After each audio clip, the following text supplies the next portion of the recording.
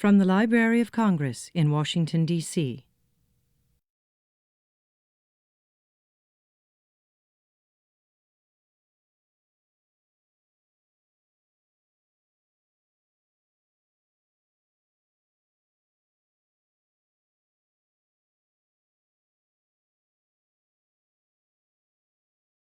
Good afternoon. Welcome to the African Middle Eastern Division. My name is Ann Brenner. I'm the specialist for the Hebraic section. I'm standing in for Dr. Mary Jane Deeb, the head of our division, who unfortunately could not be here today. She's brokenhearted, but I've already purchased the book for our speaker, and I've promised that she can read it too, so she'll at least be able to participate in that. And we have a really, really fascinating speaker today. We're so happy to have her. And to introduce her, I'd like to call up Dr. Georgette Dorn, who is the head of the European Division and the Hispanic Division. Dr. Dorn. Good afternoon. I would like to thank Mary Jane Deeb and Ann Brenner for generously jointly sponsoring this wonderful event with the European Division. It's a great pleasure to introduce Marianne Szegedy-Maszák, who is a local girl. She was born in Washington, the daughter of a former Hungarian ambassador, and a very distinguished family on both sides. And she will talk much more about that, so I don't want to steal her thunder, as it were. Marianne went to Columbia University, has a degree in journalism. She's a well-known journalist and a senior editor for U.S. News and World Report. She's won many awards, including an Alicia Patterson Traveling Award. And so with us now, Marianne Szegedy-Maszák. But I would like to ask you to shut off all your cell phones. And also, in the question and answers period, please state your name. And also, you are going to be filmed by Cybercast, so you have to agree to be Cybercast, and your voice and image might appear on the library's webpage. Marianne.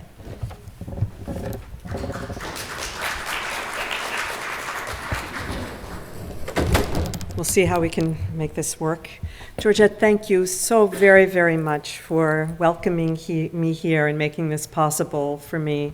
As you can imagine, for a writer to appear at the Library of Congress and in this beautiful room is a special honor and a special thrill. And thank you, Georgette and Mary Jane and all of you in this division for making this possible. My book really emerged from experiences that I think we all share. One of them is that we all come from fascinating families, full of stories of history and pathos, drama, great personalities, humor, tragedy, love, and I did too. We also all are children of parents, obviously, and with that comes that special curiosity of what these people might have been like when they were young. Not through these old stories that we have heard, not in the careworn tales that are colored by time and repetition and our presence in their lives, but if we could possibly imagine what it was like in real time when they were shaped and before they were shaped by us. And a corollary of that is, of course, what was it like when they met? What was it like when there was that uncertainty and that drama and that confusion and that early romance? And so as a journalist, I always knew that I had a pretty great story. And as a daughter, I also knew that I had these questions and these curiosities, especially coming from a rather formal Central European household on Patterson Street, right off of Chevy Chase Circle. My mother's family, my mother came from the family of Manfred Weiss. Manfred Weiss is a name many of you here who are my fellow Hungarians know. He was one of the largest Jewish industrialists in Hungary. Here is a picture of my grandmother, whose head is leaning against her mother's shoulder, her mother who was dead of pernicious anemia 5 years after this photograph was taken. This is 4 generations of this family's women, and women ended up being extremely important in the way that this family held together and the way that this family survived. The family of Manfred Weiss and here he is with all of his children.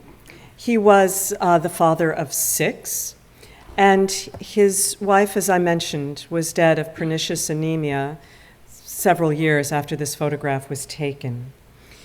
He was one of Hungary's many highly assimilated Jews. He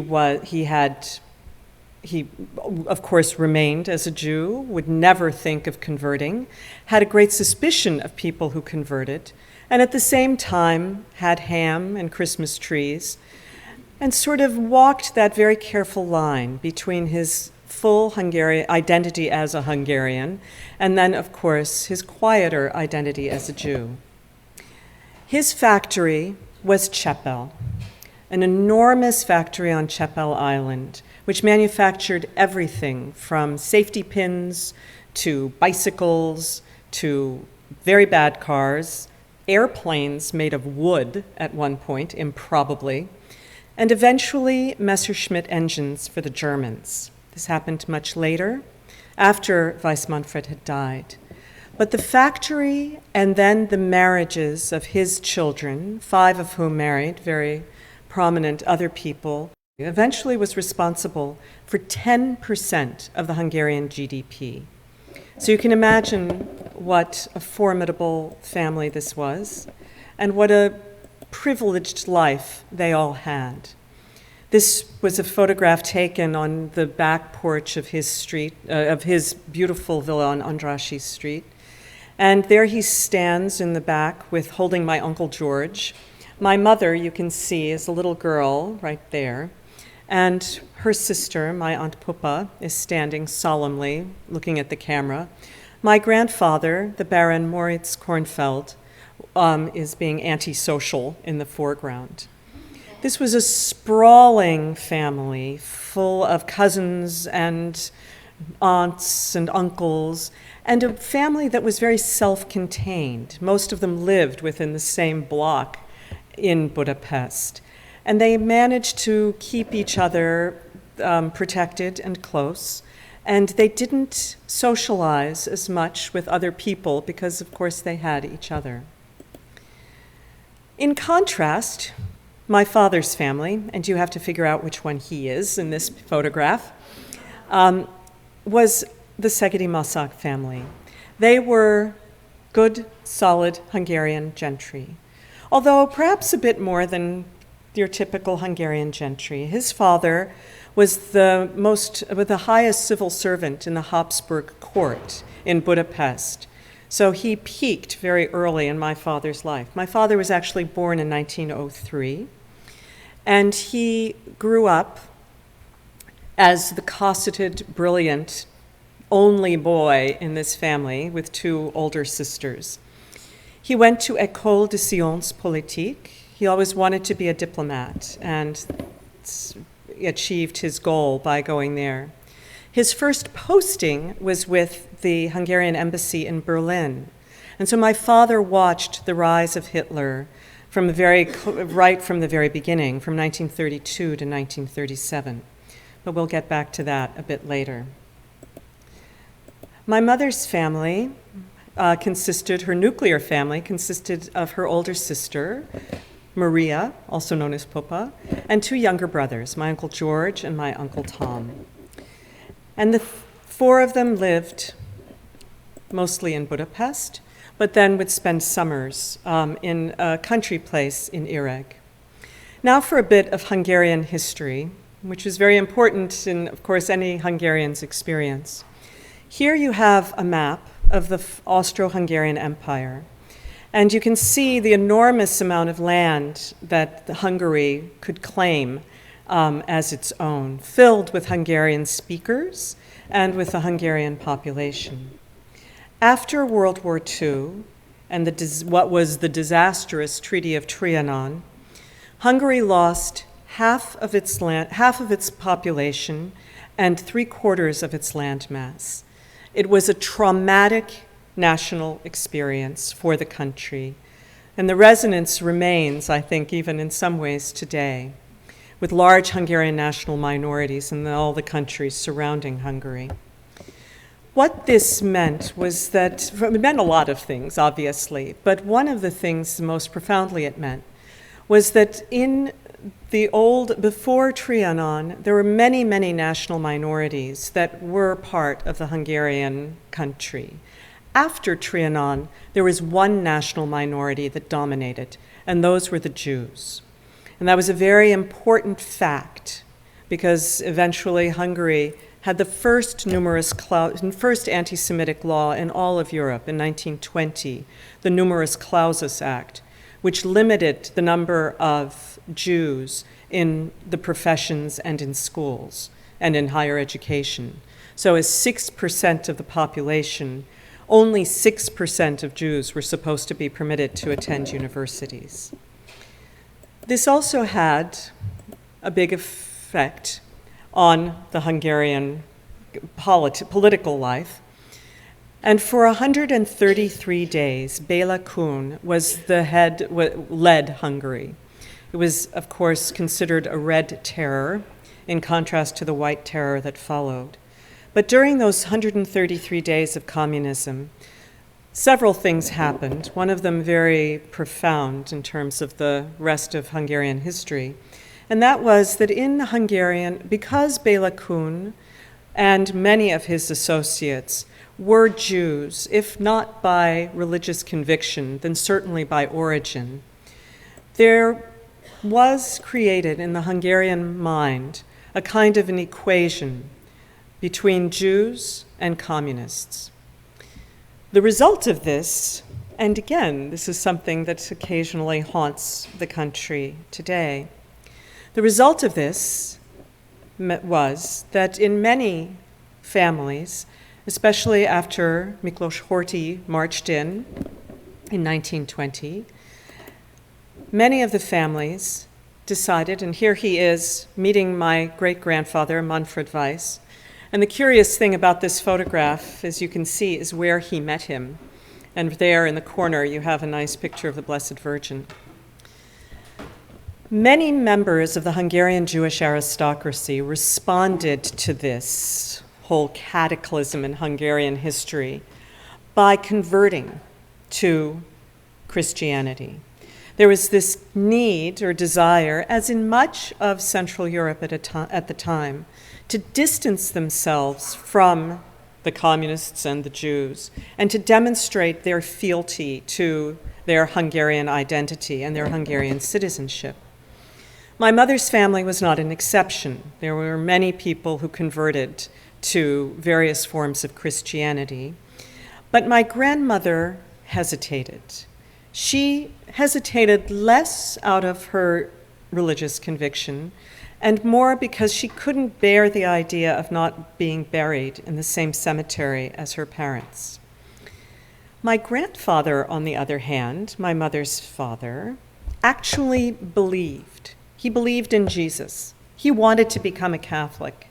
I'm not sure what was going on in the DNA of his family, but his sister eventually became a lay nun and translated St. Augustine into Hungarian. So this was not just a question of, social conviction. This was a true religious conversion experience that they had.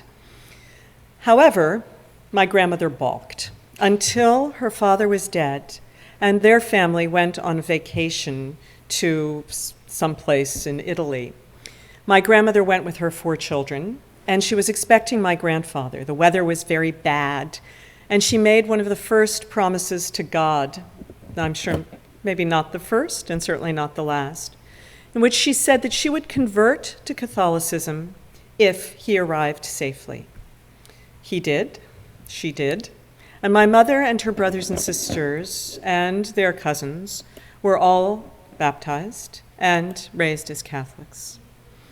Here is their country place in Ireg, an area right outside near the Lake Balaton, where my grandparents spent most of the summers, and summers at that time extended from May until October. Very nice vacation.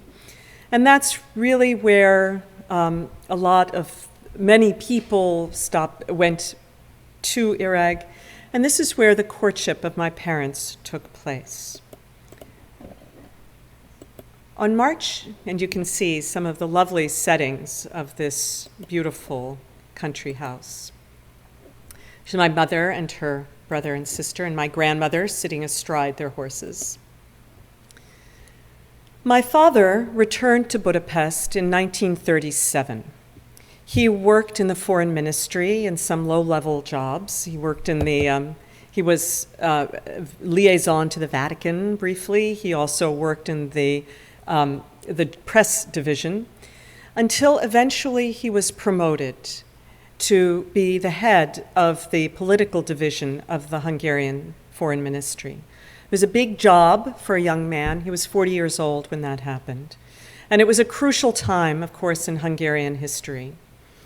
This was 1943. Hungary had been allied with Germany, partially for their conviction, their historically close relationship with that part of the world, but also because Germany offered them the reconstitution of Greater Hungary, a prize that was much too tempting to pass up.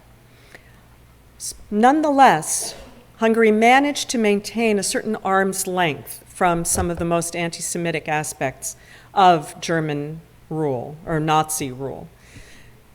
That is not to say that there weren't anti-Semitic laws, and we'll get to that in a moment. But there were no concentration camps. There were no mass deportations. There were certainly labor battalions of young Jewish men who were sent to the Russian front wearing very little in terms of anything that could protect them, and having yellow armbands to distinguish them. And they were, of course, slaughtered in the process.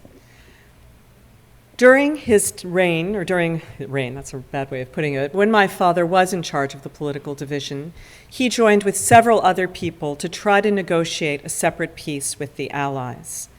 This ended up being a terrible failure, obviously, and on March 19th, 1944, the Germans invaded Hungary, impatient with their Hungarian allies, and eager to establish a beachhead against the approaching Russian army. They invaded Hungary, and thus began the terrible episodes thus began the Hungarian Holocaust tragedy. 350,000 Hungarian Jews were deported at that time. That was when Adolf Eichmann began his great campaign. My mother's family went into hiding. My grandfather and my uncle, Ferenc Koren, were arrested. My mother, on April 4th, had to wear the yellow star along with every other Hungarian Jew. And this is actually her yellow star, which I found at the bottom of a big case that contained children's papers, our old report cards, old contracts with car salesmen, and on the bottom, her yellow star. I will always wonder why she kept it. My grandfather and Ferenc Koren were very quickly arrested. By March 22nd, they were both in prison in Budapest. And eventually, my grandfather was sent to Mauthausen. Ferenc Koren stayed in Oberlansendorf. And there he was, unbelievably, taken out of prison.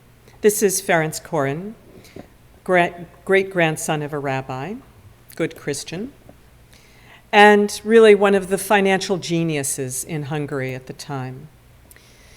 He was taken out of concentration camp because Kurt Becher, one of the adjutants of Heinrich Himmler, decided that it might not be such a bad thing to make a deal with with a big, prominent Hungarian Jewish family.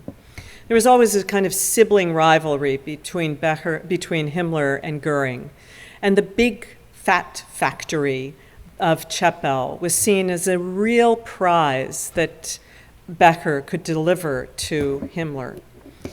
So over the course of 6 weeks, a deal was crafted. And here is where the journalist in me had to look at this story, because the miraculous part of this was that the Nazis kept their side of the bargain. And in exchange for the factories, and in exchange for coal mines, properties, various other things, the family was given passage to Portugal, and 4 members of the family had to remain behind as hostages, so news of the deal would not come out. But I'd like to read you a bit about what happened when they arrived in Portugal. Whoops. Millionaire Corin buys Nazi freedom, read the bold headline in the Syracuse Herald-American. Paul Golly, the correspondent in Bern, wrote, "It was by selling to the Hermann Goering crowd all his shares of the Schalgo mines and the Manfred Weiss armament works that the Hungarian Jewish multimillionaire Francis Corin and his family were able to escape to Lisbon a few days ago." Golly reported that Corin planned to go to America, convinced that there is nothing in this world that money cannot buy. Meanwhile, his fellow Jews in Hungary, not being millionaires, must continue to submit to Nazi tortures. Recent estimates speak of 300,000 Israelites as being earmarked for deportation. Reports reaching here indicate that 100,000 Hungarian Jews have been gassed at the Auschwitz camp, Silesia. British and American intelligence services in Portugal assumed that the family must be German spies. The logic, tortured as it was that the deal implied that Germany had engaged in special negotiations, possibly peace talks, with the United States and the United Kingdom, and that one part of those discussions involved the protection of these prominent Jews. The Russians could not help but feel cut out of these arrangements, and their suspicions would corrode the alliance. I have a thick file of these reports from the OSS, the US State Department, the British Foreign Office, and the British Embassy in Portugal. Each one contains fragments of the truth. The communications finally reached Winston Churchill, who is being asked from all directions for permission to pursue the family. The Russians insisted that these rich German spies should at least be interrogated, if not apprehended. Finally, on the 8th of August, Churchill wrote in his special minutes, "This seems to be a rather doubtful business. These unhappy families, mainly women and children, have purchased their lives, probably with 9/10 of their wealth. I should not like England to seem to be wanting to hunt them down. By all means tell the Russians anything that is necessary, but please do not let us prevent them from escaping. I cannot see how any suspicion of peace negotiations can be fixed on this miserable affair." Meanwhile, in Portugal, another famous Hungarian family also arrived a bit later after mine. You might recognize these beautiful blondes, 2 of whom already were in the United States, Jaja and Eva. However, Magda, the mother, Jolie, the mother, and Magda, the oldest sister, were still in Budapest with the father. And Magda had had a nice long affair with the Portuguese ambassador to Hungary during the time, and the ambassador had been recalled to Portugal with his wife and children and grandchildren. And he arranged for the Gabor family to get out. And they were kind of lumped in with my family, my mother's family, in these hotels in Estoril and Korea. And Jolie Gabor had a special flirtation with Ferenc Corin, never one to want to avoid the most powerful man in the room. And they would play gin rummy together. And one night she was in her shabbiest nightgown, she told him, and summoned him to her room, where they played a round of gin rummy, which he lost, and they would always play for very low stakes. So he paid dutifully, and she said, "Ferid, dear, this is the least amount of money I have ever received from a man when I've been in bed." So she was a very colorful presence. Meanwhile, my father was arrested.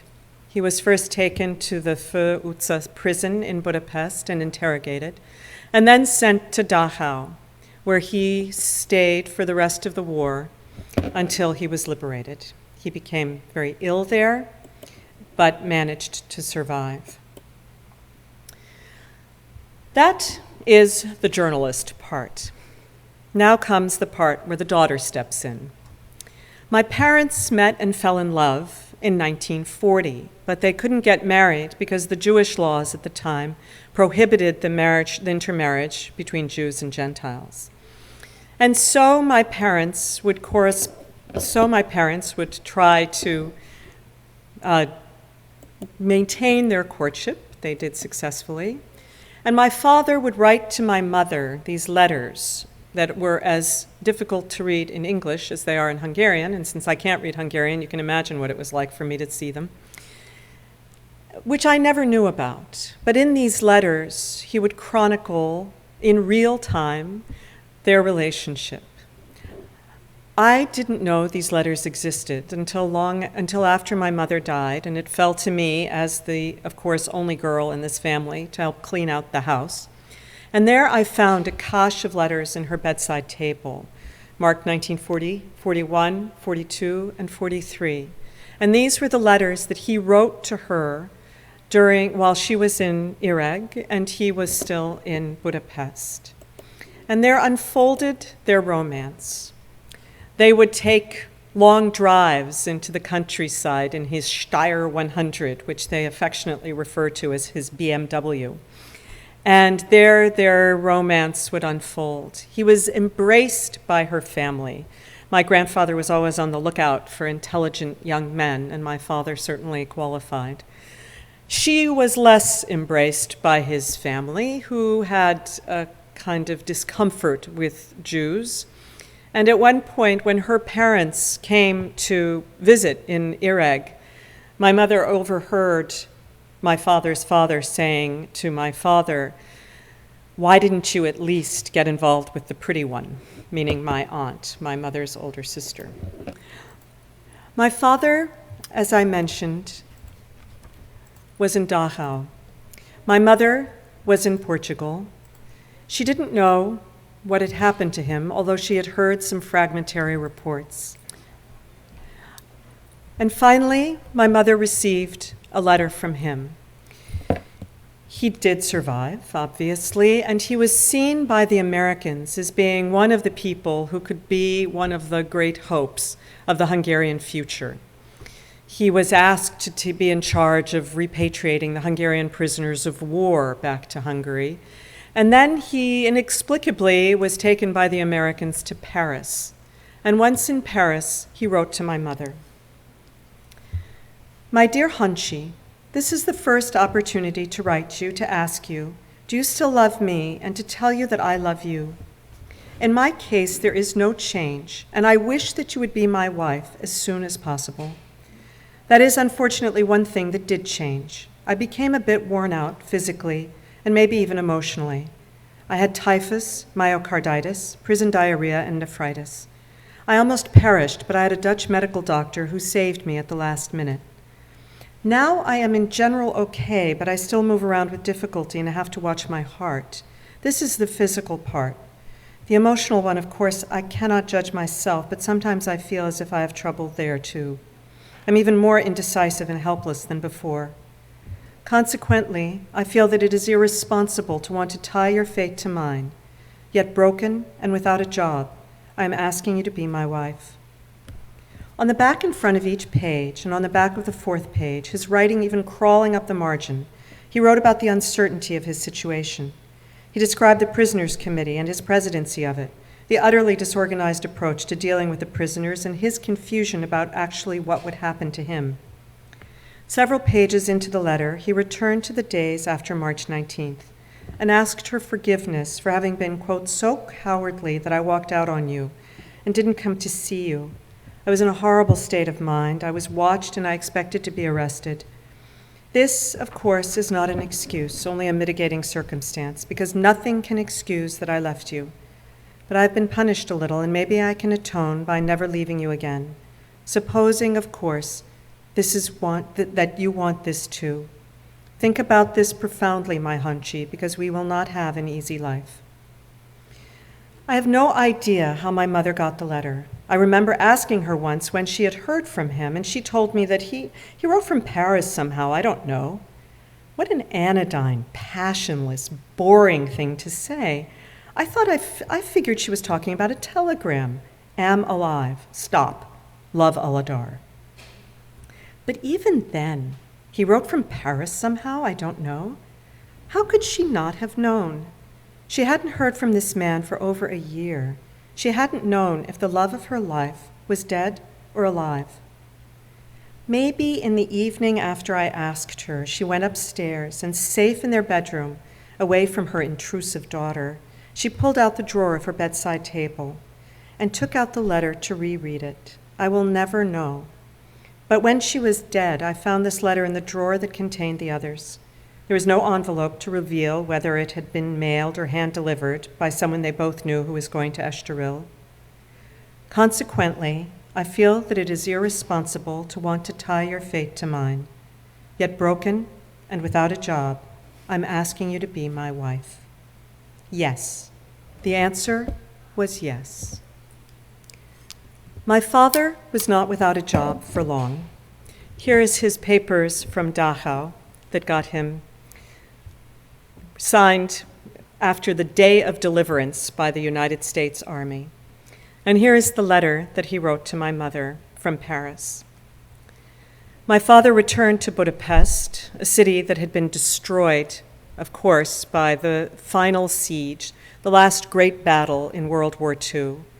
As a parting shot, the Germans blew up the bridges connecting Buda and Pest.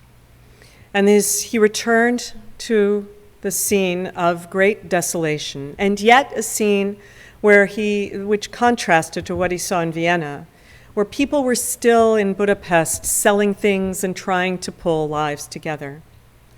My mother traveled across war-torn Europe in December of 1944. You can imagine how easy that was. The last leg of her trip was with the Hungarian war criminals, and there she finally met my father. My father was not without a job for long. Pardon? 1944, December 45. Forgive me, thank you for the correction. December of 45. My father was not without a job for long. He was made the ambassador to the United States during the brief coalition government. And together, my parents, they were married on December 23rd, and on December 30th, they traveled to America. Here is a picture of them en route. And here is my mother in her formal picture, which she said could double as her wedding picture, as Mrs. Ambassador, and my father, the young ambassador to the United States. They had a bit of a whirlwind in the beginning when things seemed as if they might be hopeful. Here's that breathless prose from the society columns in the Washington Post. And in a Hungarian magazine, my father had managed to arrange for a visit for the Hungarian delegation to visit with President Truman. And I think you can all figure out who might be the worst guy in the room, the man who would eventually take over in the most grim Stalinist period of Hungarian history. If you need to know, he's on the bottom right. My father tried to convince the Americans not to recognize the Hungarian government that was gradually taking hold in 1947. Then the communists were exerting their power. People were given phony charges, murdered, imprisoned, sent away. And my father begged the United States not to send an ambassador to the Hungarian government, to Hungary, but instead not recognize it and see what might happen. The Americans refused, and my father resigned. As you can see, here is the headline. This was in June of 1947.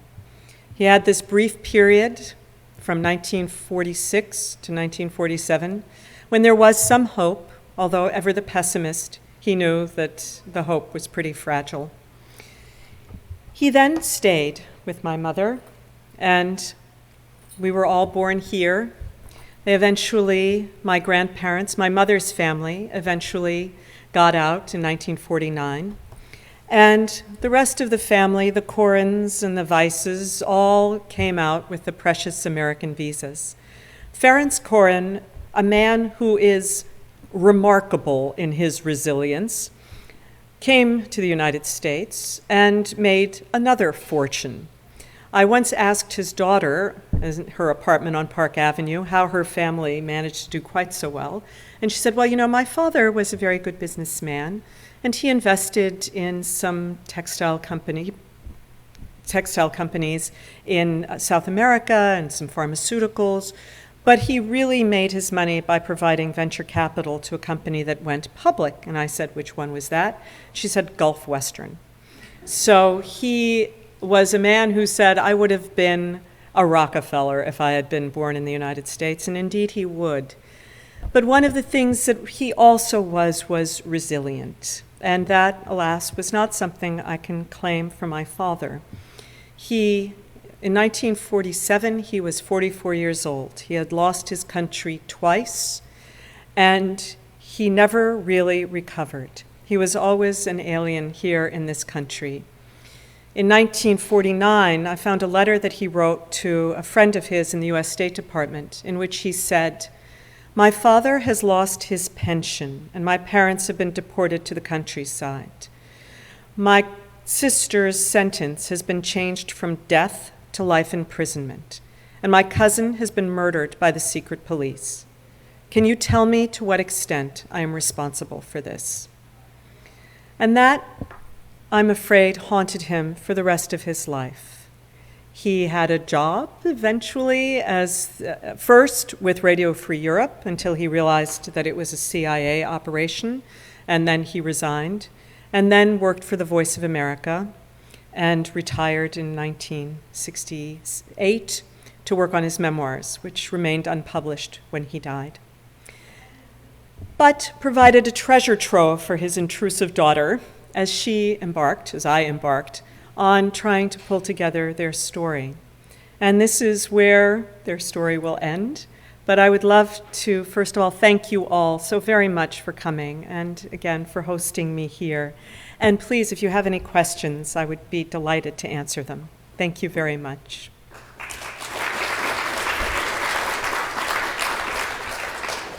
I'm going to ask our Hungarian specialist, Ken Nyíradi, to conduct the questions and answers. Thank you so much. It was wonderful. Thank you. We have about 15 minutes in the back.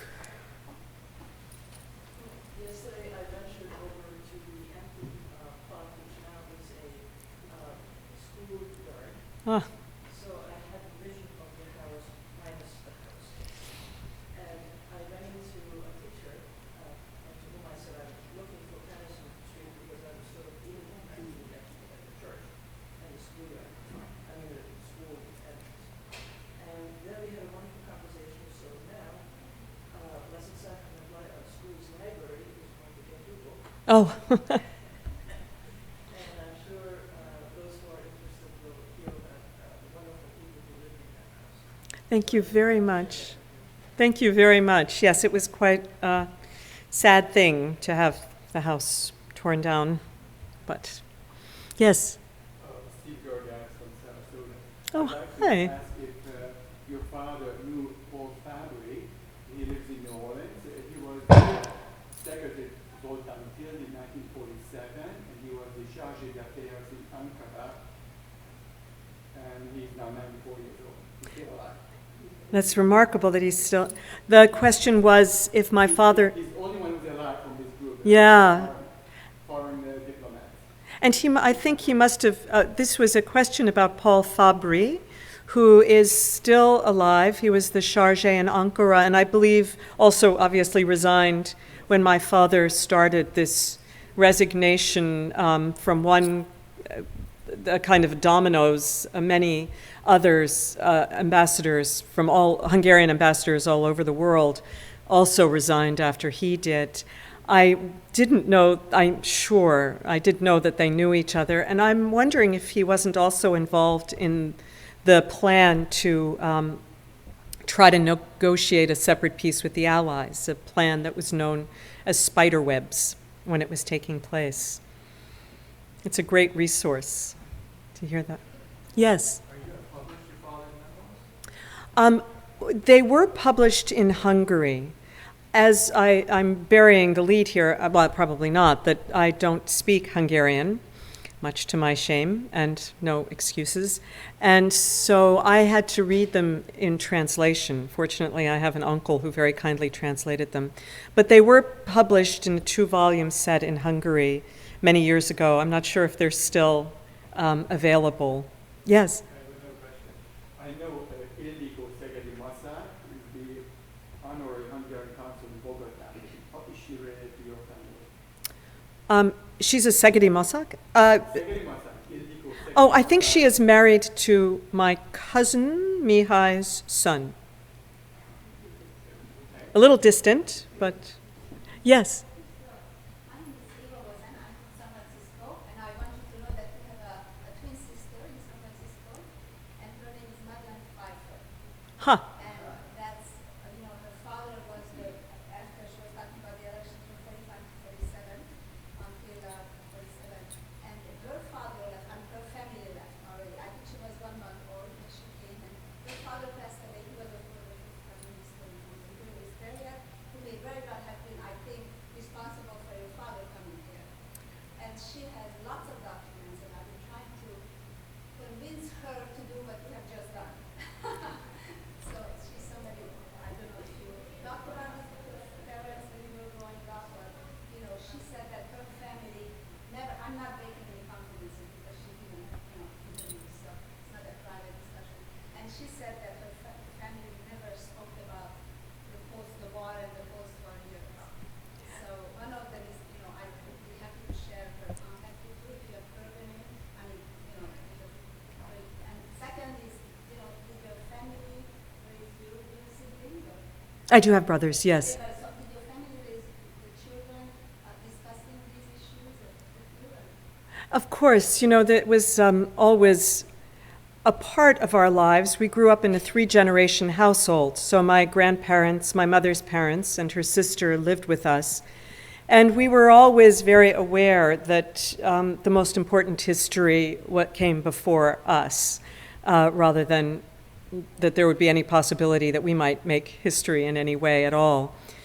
And it was discussed after, in measured and careful tones. There was, I think, an overwhelming sense of great good luck, and perhaps its corollary of a little bit of survivor guilt. Certainly they knew so many people who perished.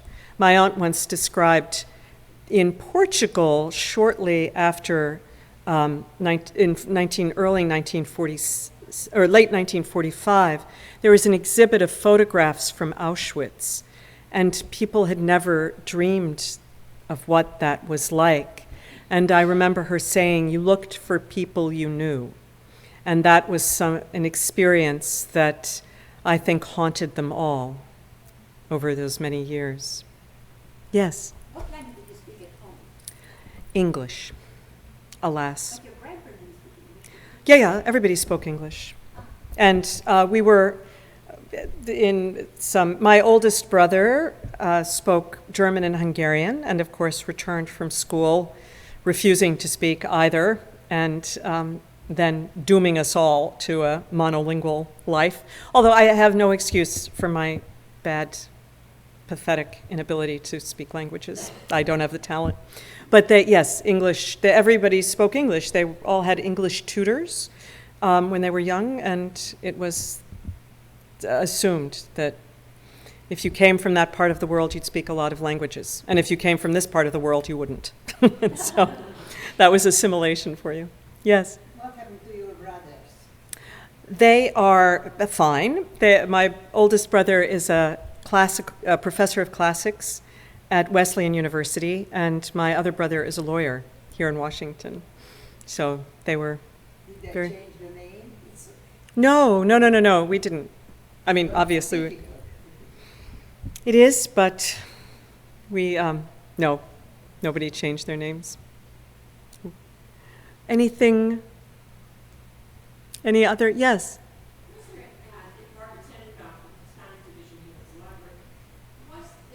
Were there any remnants of your Jewish past that came forward after 45, and they could?